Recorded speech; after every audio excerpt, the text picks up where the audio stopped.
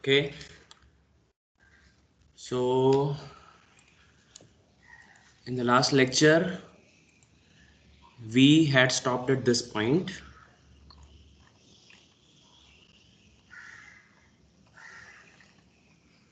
that ideally the static power dissipation of CMOS logic is equal to 0 watt, and practically static power is equal to a product of VDD and the leakage current, and we told that the leakage current can be because of four sources, that is sub threshold current through off transistors, second is tunneling current through SiO2 layer if the oxide thickness is less than equal to 2 nanometers, third is leakage through reverse bias diodes, and fourth is contention current in ratioed circuits. So even if these four factors which contribute to the MOSFET leakage current are considered, they are not anything more than an order of a few microamperes. So ideally the static power dissipation is 0, and practically also it will be in a few nanowatts or worst case microwatts, so it can be neglected for all practical reasons. That is why we say that yes, CMOS logic family is a zero power family if we consider static power dissipation. And we had started our discussion about dynamic power dissipation, wherein we considered a CMOS inverter which is driven by a clock having frequency FCLK, and it is also driving a capacitive load CL. And we are told that when Vn is equal to 0, PMOS is on, NMOS is off. So CL gets connected to VDD and it charges from 0 volt to VDD volts. Similarly, when Vin is equal to 1, PMOS is off, NMOS is on, CL gets connected to ground through NMOS, and hence it discharges from VDD to ground. So now we take our discussion ahead. Okay, so many textbooks speak about power dissipation and analyze in different ways. I refer to Neil Weste, which is considered a very good book on CMOS VLSI design. And in the explanation, he has used the time interval of T seconds, capital T, which initially confused me. That is why in my discussion also, I will not be using capital T, because usually in the field of electronics, capital T refers to the time period equal to a reciprocal of frequency. So I have used a different term here. So if you happen to study this topic from Neil Weste and Harris, then you can think that my T1 is same as capital T in the book. Okay. So when Vin is equal to 0, capacitor charges, Vin equal to 1, capacitor discharges. Okay. So I have simplified the explanation given in the book further in this way. Okay. So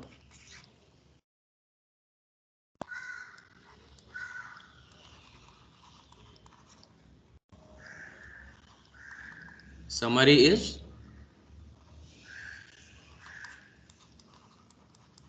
Vin equal to 0, capacitor charges, okay, from 0 to VDD. When Vin equal to 1, capacitor discharges from VDD to 0. Okay, now pay attention.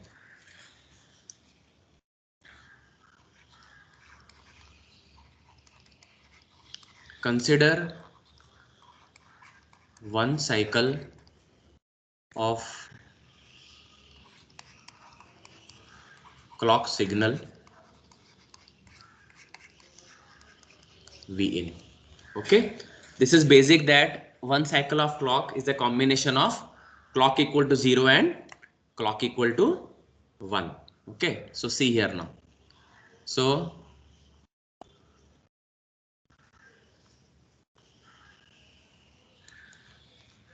one cycle of V in is equal to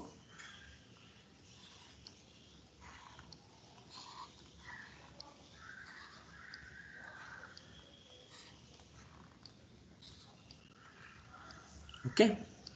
So combination of 1 0 1 0, right? So we can consider this thing. So this is one clock cycle. Okay, so this is equal to T, which is equal to 1 over FCLK. So we already told that when V in is equal to 0, there is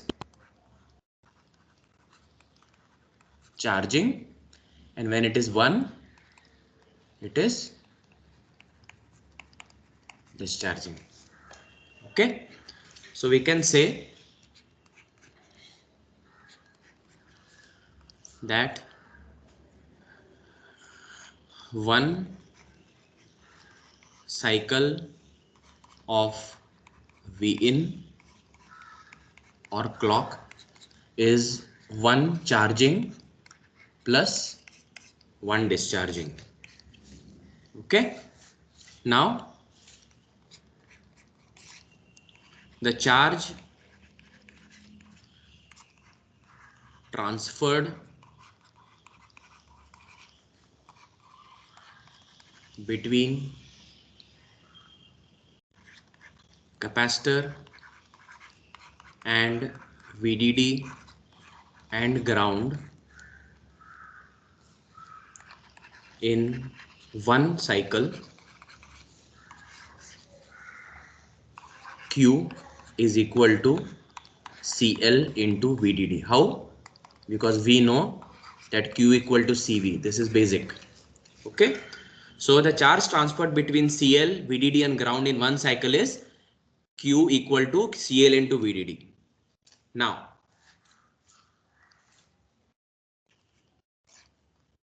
since V in has a frequency equal to F CLK hertz. Now all of us know that 1 hertz is 1 cycle per second. So since V in has a frequency equal to FCLK hertz, it is equal to FCLK cycles per second. Okay.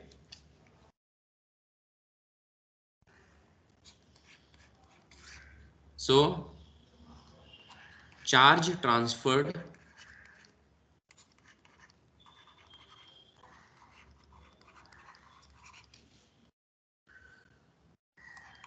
in 1 second is equal to Q into FCLK, which is equal to CL into VDD into FCLK.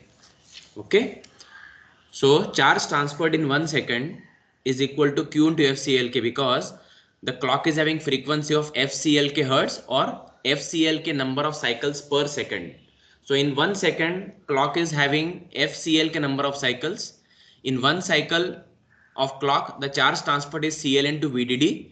That is why the charge transferred in 1 second is CL into VDD into FCLK. Now the last thing is, if you remember that while writing the basic equations of energy and power transfer, we have written here that the average power over an interval of t1 seconds, okay, the average power or the energy consumed from supply over an observation interval of t1 seconds has to be considered here.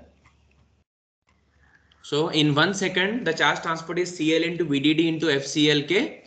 Hence, the charge transferred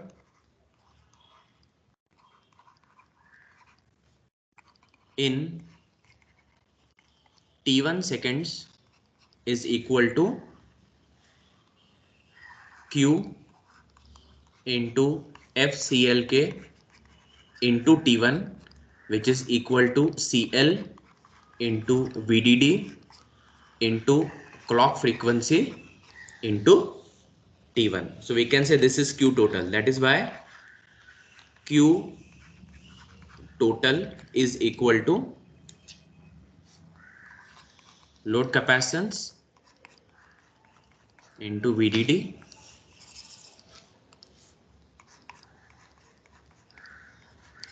into clock frequency into time interval T1. Now,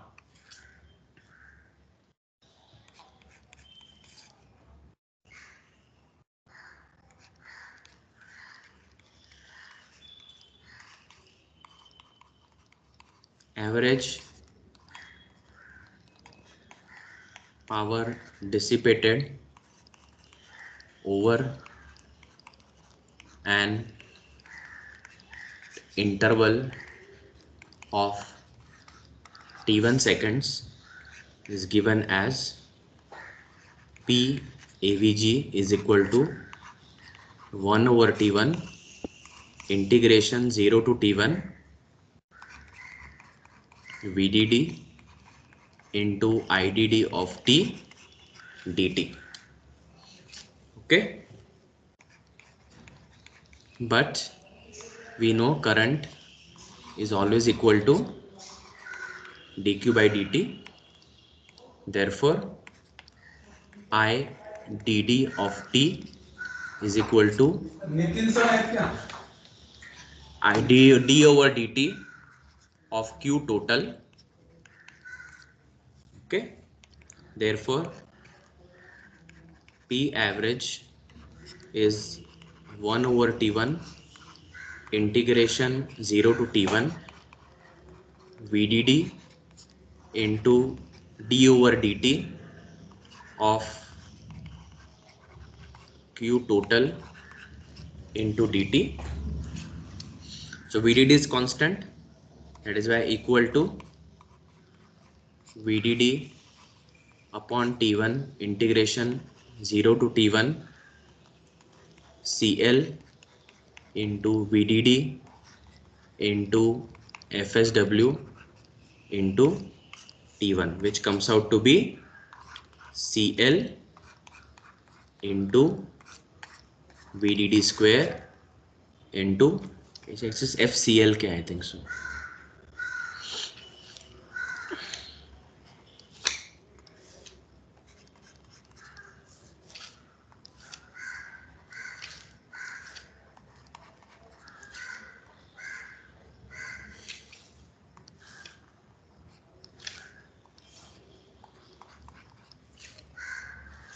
Into FCLK. Okay, so this is nothing but equal to dynamic power dissipation. Okay, thus P dynamic is equal to CL into VDD square into FCLK.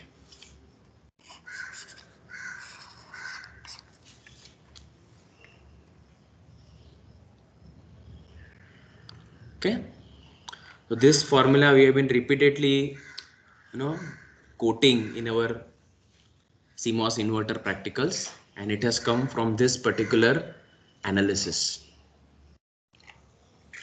Okay, now another important thing which standard authors talk about is this, that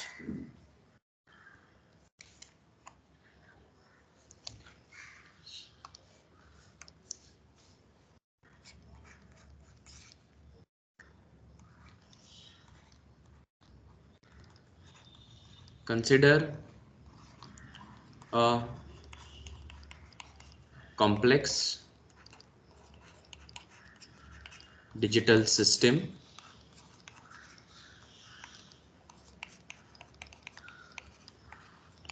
driven by clock,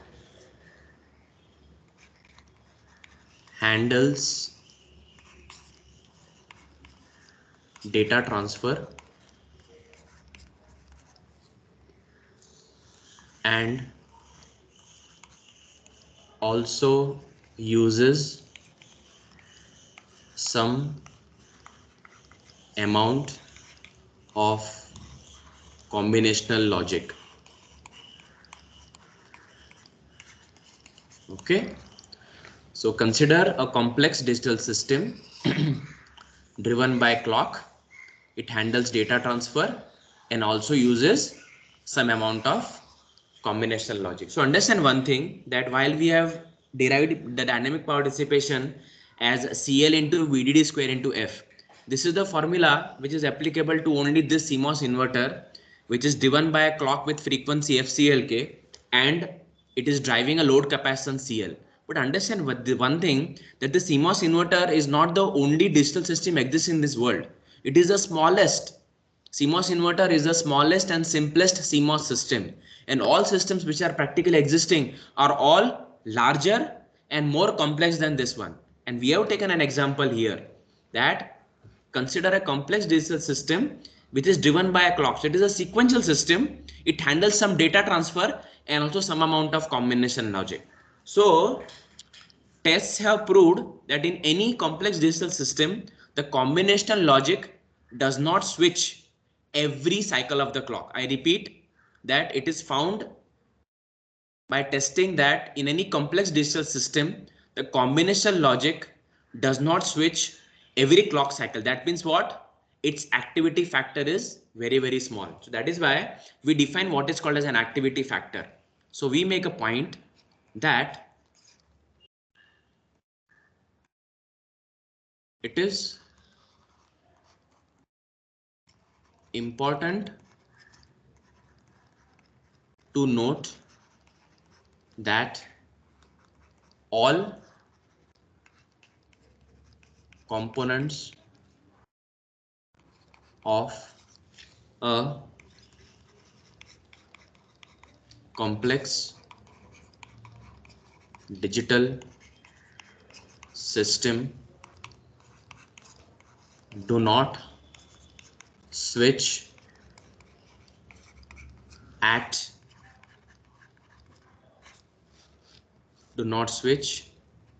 every cycle of clock. Hence we define, hence we not define, we quantize, not quantize, quantify. Hence we quantify the activity of different components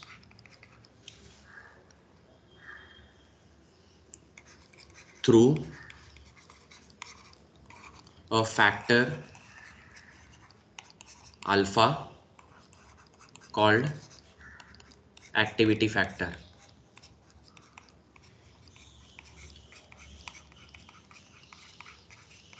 Okay, so hence we quantify the activity of different components through a factor alpha called activity factor. Now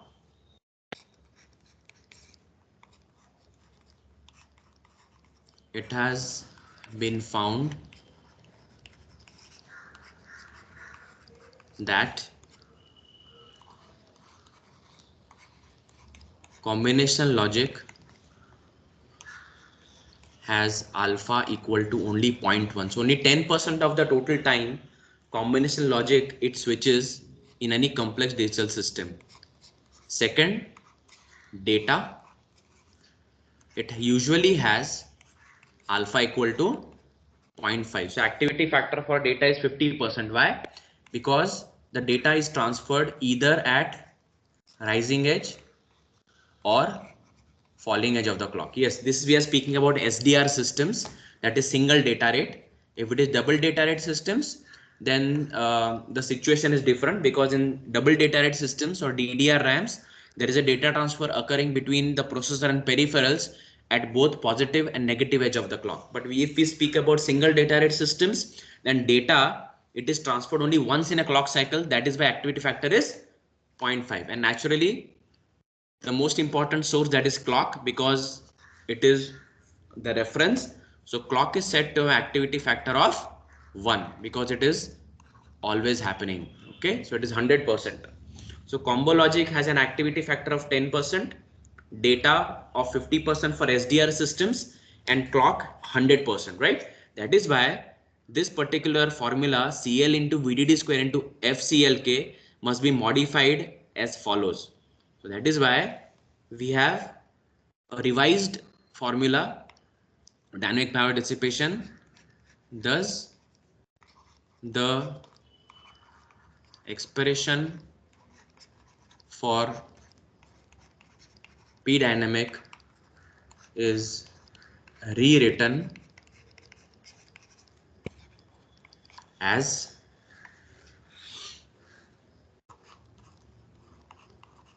P dyne equal to CL into VDD square into FSW. So again, not FSW, it is FCLK into alpha. Okay, so this is what you have to remember.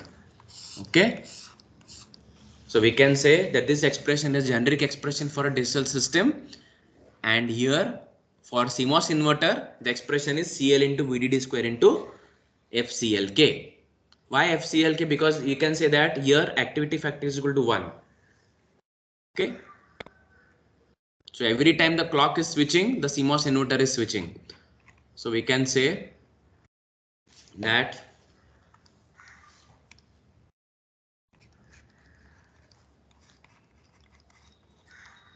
for CMOS inverter alpha equal to 1, therefore we can say P dynamic for inverter is equal to CL into VDD square into FCLK.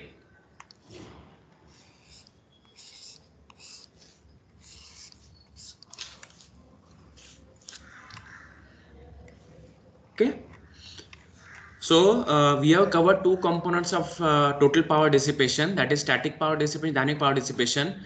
Now we come to the third aspect, that is short circuit power dissipation, this one. Okay, so we have covered this thing, charging and discharging of load capacitance CL. It has led to the formula P dynamic equal to CL into VDD square into FCLK into alpha. Now we come to the second thing, that is short circuit current, that is turn on and turn off times are not equal to 0 and cross conduction. Okay, so we come to the third component, that is short circuit power dissipation.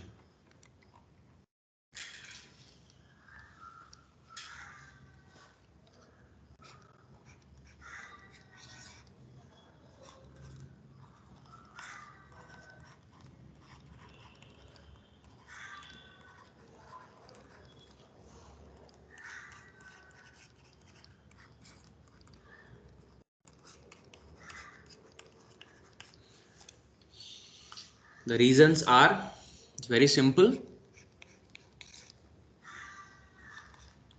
When V in it goes from 1 to 0, then we know that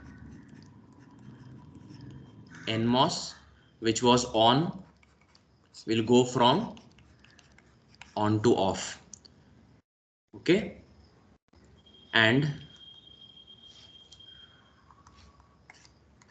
PMOS which was in off state will go from off to on. Second is that turn off time of NMOS and turn on time of PMOS are not equal to 0.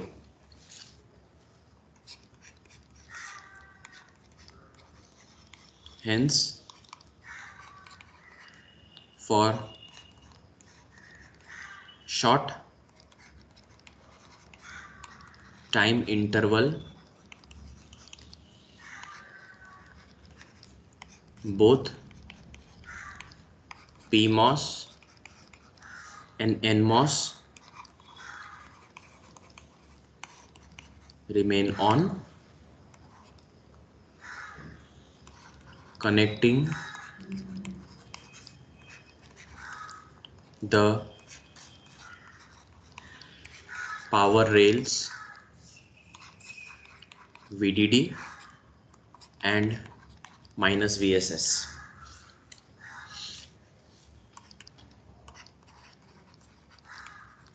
leading to ISC or short circuit current. Okay. Okay.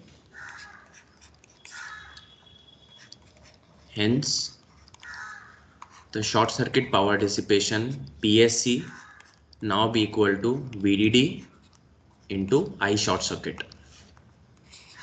Third component. Now some facts based on testing is that PSC increases the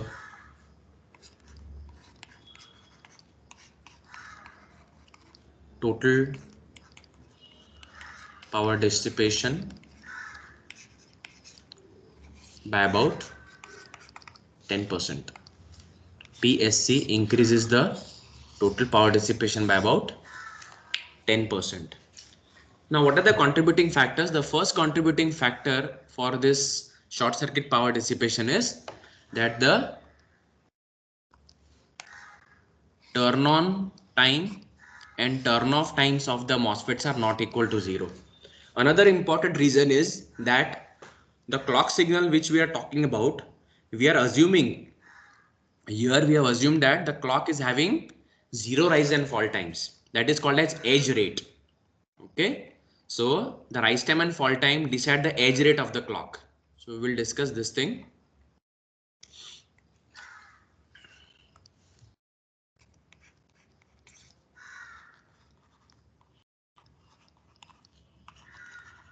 Consider the input signal V in, which is the clock. Okay. So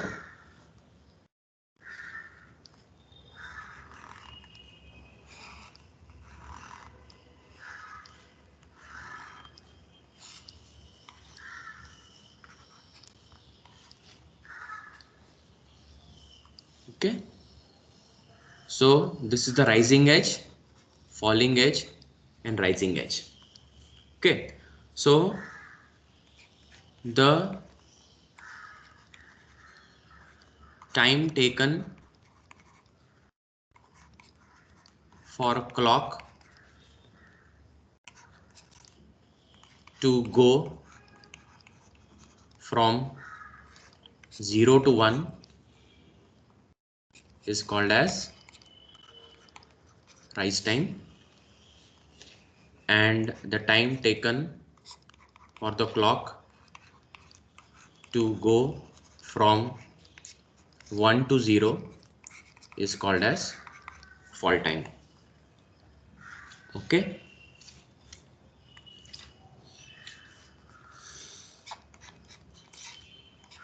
If rise time and fall time have very small values, the clock is said to have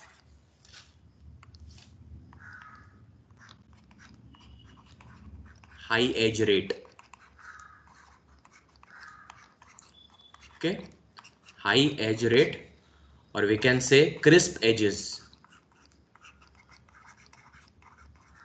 Okay, so if the rise time and fall time have very small values, the clock is said to have high edge rate or crisp edges.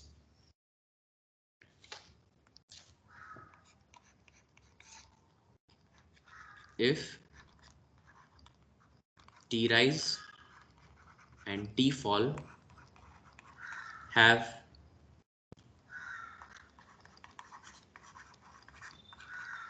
higher values, we can say greater than 0 seconds. Actually, it is nanoseconds. So we can say nanoseconds. Nanoseconds. Clock is said to have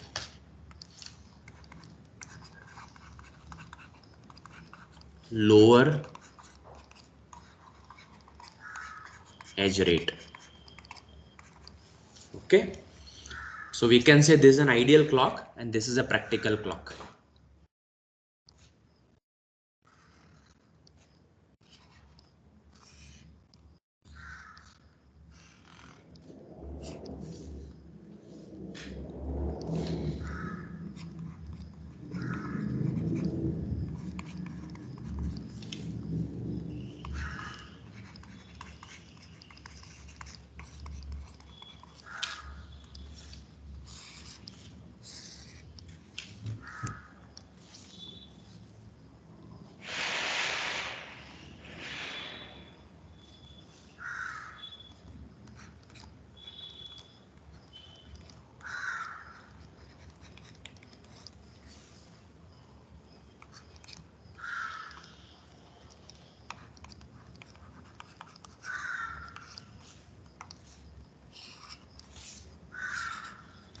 Okay, so circuit analysis has found that PSC increases for clock having lower edge rate.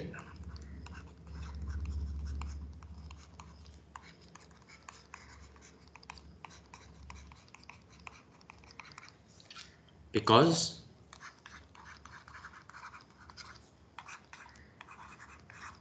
PMOS and NMOS remain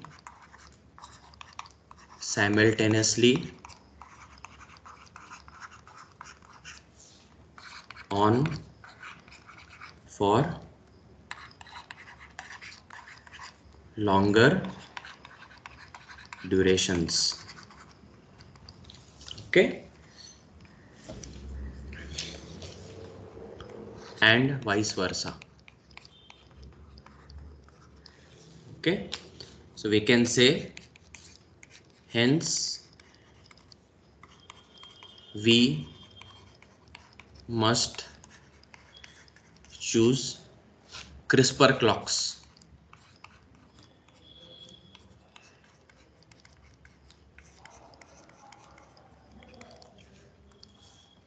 We must choose CRISPR clocks. And last factor which decides the short circuit power dissipation is load capacitance. Okay, so as the value of load capacitance increases, the short circuit power dissipation reduces.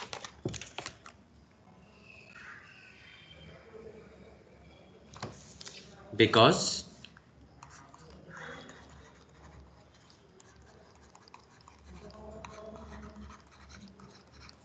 with larger loads, output switches only by a small amount during input transitions.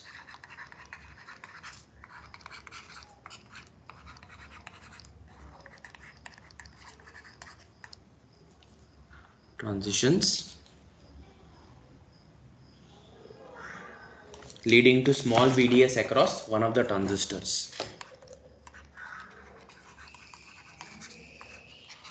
Leading to smaller VDS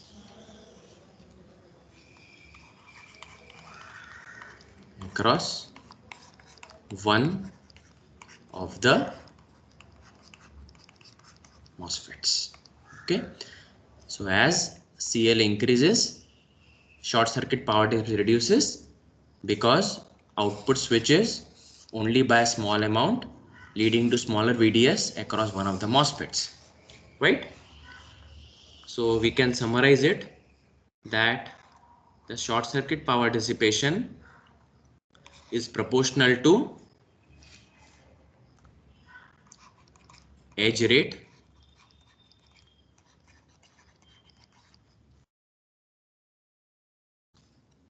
we can say it is proportional to both rise time and fall time of clock, and it is inversely proportional to the value of load.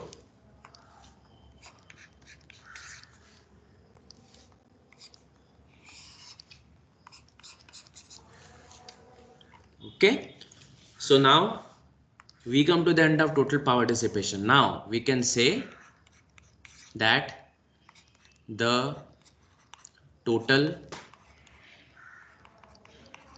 power dissipation in CMOS system is given as P total is equal to P static plus P dynamic plus P short circuit, which is equal to VDD into I leakage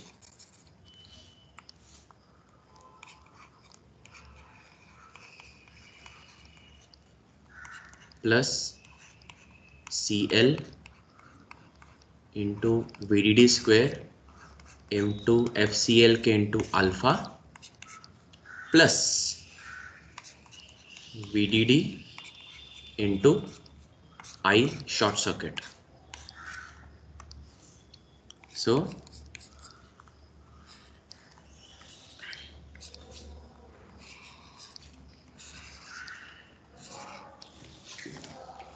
okay, let us take a numerical now.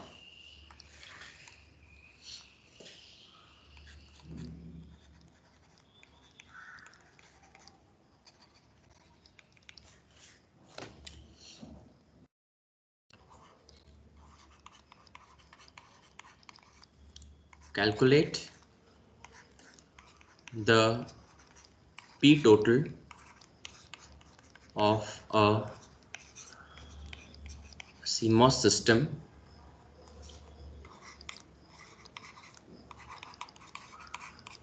fabricated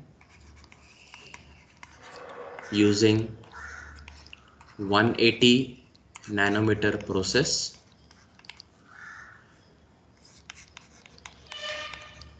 driven by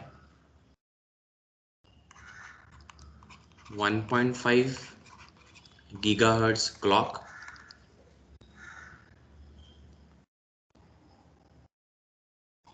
and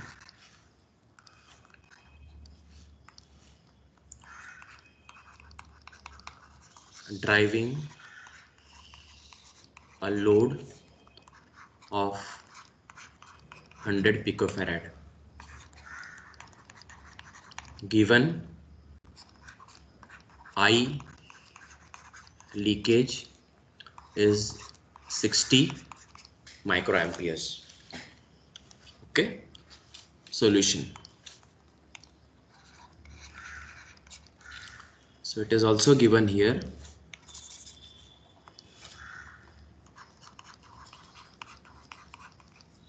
Neglect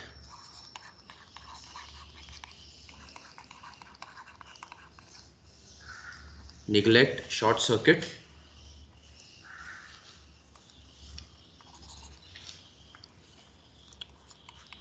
dissipation.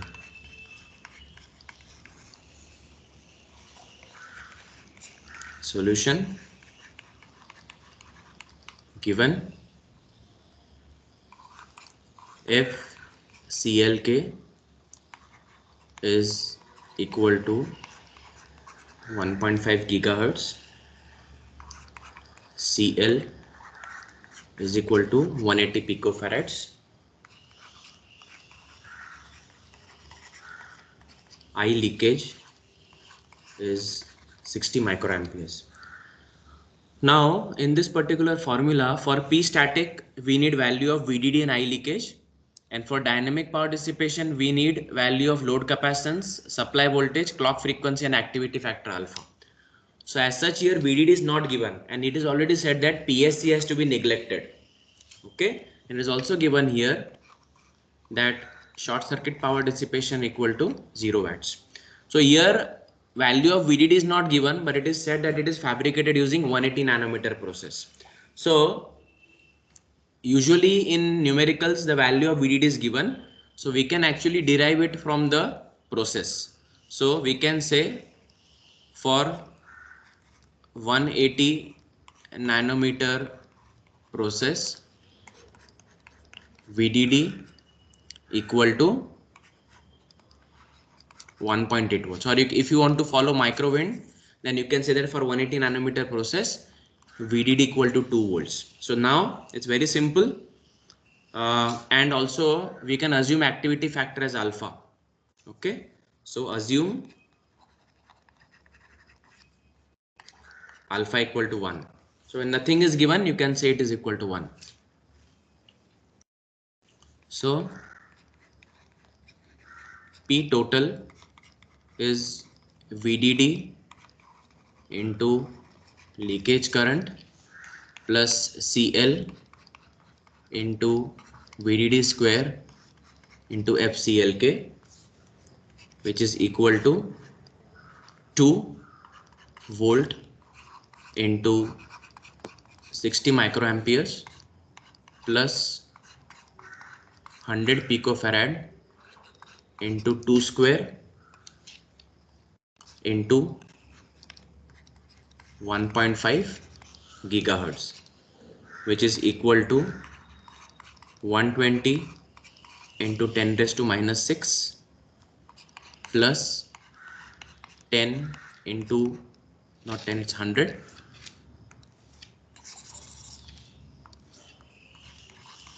100 into 10 raised to minus 12 into 4 into 1.5 into 10 raised to 9. So this becomes equal to 120 into 10 raised to minus 6 plus, so we have 6 into 10 raised to 2 minus 12 plus 9. So it becomes 120 into 10 raised to minus 6 plus 6 into 10 raised to how much? Minus 10 plus 9, minus 1. So we have 0.6 plus 120 microwatts. So on calculator, if I do 0.6 plus 120 microwatts, 0.6 plus 120 exponential minus 6 equal to this. Okay, so it comes out to be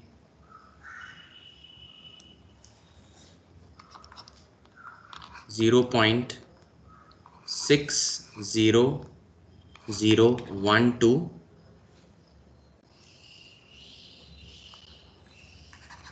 watts, approximately equal to 600 milliwatts. Okay, so the answer is 600 milliwatts. Okay, now last topic which we have is a 2 minutes topic called as PDP, which is asked in the exam. PDP stands for power delay product.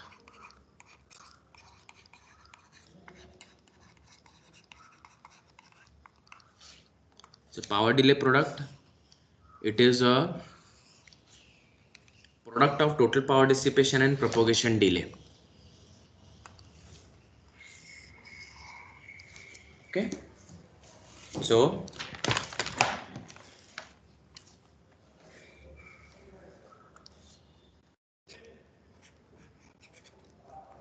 PdP is equal to P total into TP, where TP is the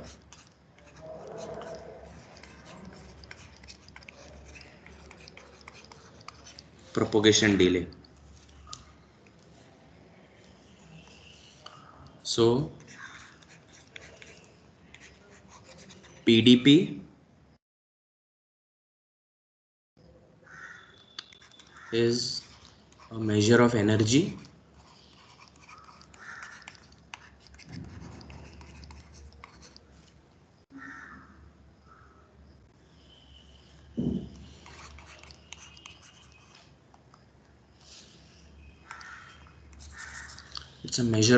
consumed by the system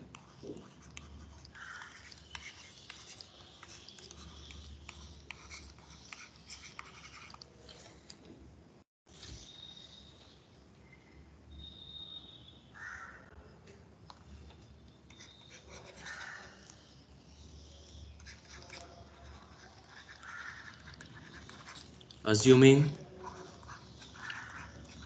P static is equal to P short circuit power dissipation equal to 0 watts, ignoring static and short circuit power dissipations,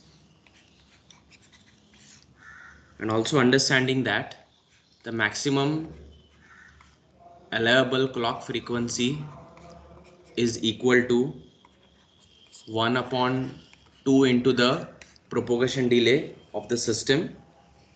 We can say that P dynamic max is equal to CL into VDD square into FCLK max, which is equal to CL into VDD square into 1 upon 2 TP. Therefore, the power delay product, which is equal to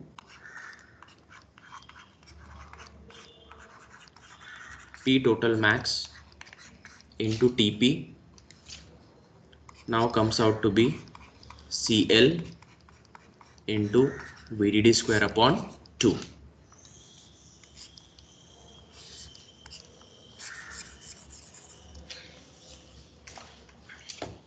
Okay, so PdP represents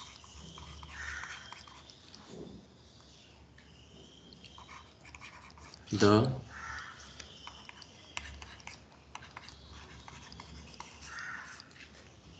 average energy consumed per switching event.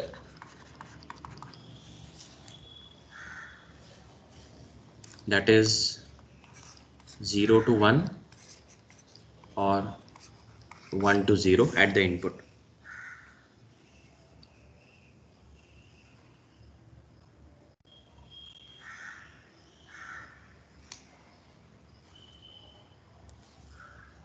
Hence we also say that E average is 2 times PdP, which is equal to CL into VDD square. Okay.